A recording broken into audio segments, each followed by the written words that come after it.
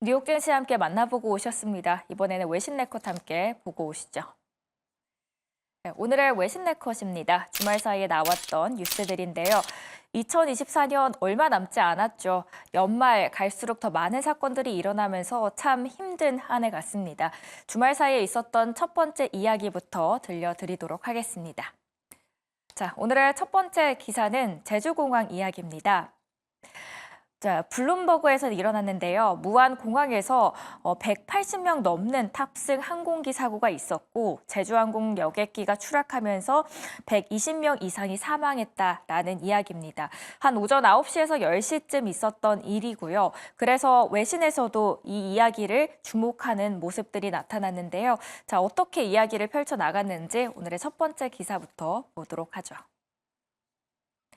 네, 어제 많은 분들이 이 뉴스를 보고 놀라셨을 것 같습니다. 29일 전남 무안공항에서 제주항공 여객기가 활주로를 이탈하면서 사상자 수십 명이 발생하는 가슴 아픈 그리고 있어서는 안 될 일이 터졌습니다. 세계적으로 이 사건은 퍼졌고 각 고위급 인사들도 자신의 X에 애도의 글을 남기는 모습들이 실시간으로 올라오는 걸 볼 수 있었습니다. 물론 외신들도 이번 소식을 긴급 타전했습니다. 미국의 AP통신은 한국 최악의 항공사고 중 하나라고 표현하면서 현장 모습과 사고 원인, 탑승객의 국적 등을 상세하게 보도했습니다. 특히 이번 사건이 윤석열 대통령의 기습 계엄 선포와 비슷한 시점에 일어났다라는 점에서 더욱더 안타까움을 나타냈습니다. CNN도 한국 정부가 본격적인 정치적 위기에 직면한 가운데 항공사고가 발생했다며 정치적인 상황을 함께 재조명했고 뉴욕타임스는 1997년 대한항공 괌 추락 사고를 언급하며 과거 대한항공의 사고를 재조명했습니다. 한편 폭발한 참사의 원인과 관련해 다양한 가설들이 제기되고 있습니다. 신고 내용 등 정황을 종합해보면 조류 충돌이 주요 원인으로 지목되고 있지만 관계 당국은 보다 정확하게 경위를 밝히기 위해서 현재 조사를 하고 있습니다. 네, 첫 번째 기사 함께 전해드렸습니다. 두 번째 기사 만나보시죠. 네, 두 번째 기사는 CNN에서 가져왔습니다. 이제 2025년이면 트럼프 시대가 올 텐데요. 이때 금값이 더 오를 것이다라는 전망이 나오고 있습니다. 흔히 금이라고 하면은 안전자산으로도 유명하죠. 그렇다면 내년의 증시는 더 불안한 모습을 띌 거라는 이야기일까요? CNN의 기사 통해서 그 자세한 내막 보도록 하겠습니다. 안전자산이라고 불리는 금값이 내년에는 더 오를 듯합니다. 월가 대형 투자은행이라고 하면 JP모건과 골드만삭스, 시티그룹이 대표적이죠. 이들이 2025년의 금값 목표 가격을 온스당 3,000달러로 제시를 했습니다. 다시 말해서 귀금속, 원자재 가운데 투자 성과가 가장 유망한 자산이라고 평가를 한 겁니다. 최근에 산타랠리에 대한 기대감이 높아지고 있는 시점인데 불구하고 왜 월가의 유명 투자은행들은 안전자산인 금의 가치를 더 높이 평가하는 걸까요? 내년에는 증시의 불안함을 감지해서일까요? 궁금해져서 찾아봤습니다. 우선 JP모건의 보고서를 봤는데요. 금은 여전히 위험 회피 자산으로서 좋은 위치를 점하고 있고 도널드 트럼프 행정부 출범에 따른 불확실성이 높아졌다라고 지적을 합니다. 또 금값은 인플레이션 기대가 높아지거나 금리가 낮아질 때 상승하는 경향이 있는데 내년에도 이런 상황이 이어질 것이라는 게 월가의 관측입니다. 세계금위원회가 올해 세계 각국 중앙은행을 상대로 한 설문조사를 보면 중앙은행 29%는 앞으로 1년간 금 보유량을 늘릴 의향이 있다라고 합니다. 금은 산업 측면의 부담을 지니고 있지 않기에 무역 갈등 충격으로 가격이 내려갈 위험이 적습니다. 따라서 세계금위원회가 관련 설문을 시작한 이후 가장 높은 비중인 29%를 설정한 이유도 이런 영향을 반영해서일 듯합니다. 월가에서는 2025년 트럼프 임기가 얼마 남지 않은 시점에서 증시의 변동성을 고려해 대비하고 있습니다. 결론적으로 금이 내년에도 주목받는 이유는 글로벌 경제의 불확실성, 그리고 중앙은행의 금 수요 증가가 맞물리면서 투자자들에게 매력적인 안전자산으로 자리 잡고 있기 때문입니다. 트럼프 행정부 임기의 시장 변동성을 대비하려는 월가의 전략이 아닐까 싶습니다. 오늘의 두 번째 뉴스까지 살펴보셨고요. 마지막 기사 함께 보시죠. 마지막 기사는 미디어 관련주 이야기입니다. 호평과 혹평 속에 오징어 게임 시즌2 돌풍이 일어나고 있습니다. 하루 만에 92개 나라에서 1위를 차지하는가 하면은 또 일부에서는 비판을 받고 있는데요. 자, 어떤 평가들이 엇갈리고 있는지 함께 들여다보시죠. 오늘의 뉴욕타임스 마지막 기사로 소개해드립니다. 오징어 게임2가 혹평 속 세계 시청자들을 사로잡았을까요? 순위로는 넷플릭스 세계 TV쇼 부문 1위를 지키고 있습니다. 국내를 포함해 미국, 프랑스, 멕시코, 영국 등 총 90개가 넘는 정상을 차지했습니다. 오징어 게임2에 대한 극찬을 아끼지 않는 해외 언론 IGN의 평가를 들어보니 각본은 민주주의라는 새로운 요소를 추가해 게임의 긴장감을 한층 끌어올렸다. 인디펜던트 UK에서도 첫 시즌을 뛰어넘는 성공적으로 확장됐다라는 시각도 있습니다. 한편 오징어 게임2는 크리스마스 선물 상자만큼이나 다양한 평가를 받고 있습니다. 센세이션에서 실망에 이르기까지 참 다양한데요. 미국 뉴욕타임스는 넷플릭스 시트작의 두 번째 시즌은 더 스타일리시한 사륙을 보여주지만 이야기는 정체되어 있다라고 혹평을 냈고 할리우드 리포터도 넷플릭스의 한국 히트작이 그 날카로움을 잃었다면서 오징어 게임2는 완전히 실망스러웠다라는 평가를 내렸습니다. 여기에 BBC 관점까지 전해드리자면 시즌1에서 보여준 재미와 기발함이 부족했고 게임의 본질에 대한 새로운 디테일이나 통찰력도 결핍됐다라고 지적을 했습니다. 다양한 반응들이 오가는 가운데 황동혁 감독은 오징어 게임 시즌3에 대해 귀뜸해준 포인트가 인상 깊었는데요. 시즌3가 2보다 좋다라는 감독 개인의 평을 인터뷰에서 덧붙여줬습니다. 이런 반응을 확인하고 한 말이었을까요? 국내장에서 지난주 오징어 게임 관련주들이 외신들의 실망감을 반영하면서 주가가 하락했습니다. 한동안은 관련주들의 흐름은 돌다리도 두드리고 건너시는 건 어떨까 싶습니다. 자, 주말 사이에 있었던 외신들 함께 정리해드렸고요. 국내 주식과 연결시켜보도록 하겠습니다.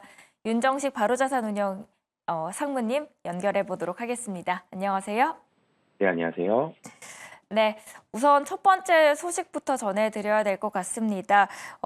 무안 공항에서 제주항공 여객기가 활주로를 이탈하는 사고가 있었는데요. 외신에서의 평가 어땠습니까? 네, 우선 외신에서도 워낙 많은 인명피해가 발생했기 때문에 생방송으로 중계를 하는 그런 외신들도 있었고요. 상당히 좀 비중 있게 많은 보고를 하고 있습니다. 국내 같은 경우도 다른 나라에서 이렇게 100명 이상의 사망자가 발생을 하게 되면 많은 이 외신 보고들을 외신 보고들을 좀 하게 되는데요. 우선은 항공과 여행 관련주에 대해서는 전체적으로 투심이 상당히 좀 악화가 되는 그런 상황입니다. 국내 같은 경우는 이 항공사고 이전에 이 계엄 사태가 한번 있었고요. 그러면서 외국인들이 국내로 입국되는 그런 이 상황들이 상당히 좀 이 두려움을 좀 갖게 되는 좀 대안되는 그런 모습들을 보여줬었는데 아직 정치적인 이 이벤트가 해결이 되지 못한 상황 속에서 이렇게 이 대규모의 인명 사고까지 좀 발생을 하면서 항공과 여행 관련주에 대해서는 상당히 좀 투심이 악화가 되는 그런 모습들이 있고요. 국내 같은 경우도 여행 관련돼서 일부 좀 부정적인 그런 상황들 상당히 좀 걱정이 좀 많이 되죠. 사람들이 많이 타고 다니는 이런 저가 항공 LCC 중에 한 기종이기도 하고요. 한 항공사이기도 한데 여기에서 대규모의 인명 사고가 발생을 했기 때문에 이런 여행에 대한 부분들 투심이 상당히 좀 악화가 될 것으로 보여지고요. 제주항공 같은 경우는 물론 이제 보험에 가입이 되어 있습니다. 삼성화재를 중심으로 해서 보험이 가입이 되어 있지만 어찌됐든 제주항공에 대한 이 부정적인 영향 충분히 좀 받을 수 있다라고 보여지고요. 조금 더 넓게 보면 외신에서는 보잉 관련된 보고들도 같이 좀 나오고 있습니다. 이번에 사고가 난 기종이 보잉에서 만든 이 여객기고요. 아직까지는 정확한 사고, 이 버드 스트라이크에 대한 가능성이 높게 제기가 되고 있긴 합니다만, 보잉에 관련된 이런 제조사까지도 투심이 좀 악화가 될 수 있다라는 점, 전체적으로 상당히 좀 슬픈 사고이기도 하고요. 관련된 여행이라든지 항공사, 여객기 제조업까지 모두 다 부정적인 상황들이 좀 전개가 될 가능성이 좀 있다라고 보시면 되겠습니다. 네, 산타 랠리에 대한 기대감이 커지고 있습니다. 그런데 2025년 안전자산이라고 불리는 금, 앞으로 더 가격이 오를 수 있다라는 관점도 있는데요. 그렇다면 내년 증시 좀 불안하다라고 봐야 될까요? 네, 우선 경제 전망이 상당히 좀 부정적입니다. 네, 경제가 좋지 않을 때, 그리고 글로벌 정치적인 불확실성이라든지 여러 가지 상황들이 정치적인 상황, 경제적인 상황 이런 부분들이 불확실하고 좋지 않을 때, 불안할 때 안전자산 중에 1등이죠. 금의 가격이 올라가는 그런 모습들이 그동안 많이 보여졌는데 어찌됐든 첫 번째로는 내년 경제 전망은 좀 부정적인 상황입니다. 미국이야 고용 부분을 제외하고라도 경제적인 부분, 경제 지표가 어느 정도 선방하는 부분을 보여주고는 있습니다만 이게 굉장히 좋은 상황은 아니고 또 선방이죠. 이 경제 전망이 미국을 제외하고 나면 아시아도 그렇고요, 유럽도 그렇고 아직까지는 좋지 않은 상황. 중국도 경제 전망이 좋지가 않죠. 그렇기 때문에 상당히 대규모의 경기 부양책을 실시하려고 노력을 하는 그런 상황이기 때문에 경제 전망이 부정적이다라는 게 첫 번째로 한 가지가 있고요. 그리고 달러, 유로 등 전체적인 유동성은 증가합니다. 달러도 이 25년도에 기준금리 인하 한 2번 정도 예상을 하고 있죠. 원화도 기준금리 인하할 것이고요. 유로화도 기준금리 인하 좀 더 빠른 속도로 진행이 될 것입니다. 전체적인 유동성이 풍부해졌기 때문에 유동성이 많아졌다라면 자산 가격은 상승을 하게 되죠. 상대적인 가격이기 때문에 유동성이 많아지면 화폐에 대한 가치는 줄어들 것이고요. 그에 따른 자산 가치는 상대적으로 올라가게 되는데 이 자산의 가장 첫 번째가 또 금이죠. 그렇기 때문에 금에 대한 가격 자체는 좀 올라갈 가능성이 높다. 그러니까 경제에 대해서는 좀 부정적인 상황들. 그러니까 주가가 지금 현재로서는 전 세계적으로 주식 가치가 좀 더 올라갈 가능성은 쉽지 않아 보이는데요. 이 상황에서 안전자산 선호 심리도 부각이 되고 유동성도 많아졌기 때문에 금값은 내년에도 가격이 올라갈 가능성이 높다라고 보시면 되겠습니다. 네, 지난주 미디어 관련주들 넷플릭스 외신에서의 실망감을 반영해서였는지 일제히 하락하는 모습 보여줬습니다. 엇갈리는 평가 나오고 있는데요. 오늘장 관련주들 어떻게 흐름 보시나요?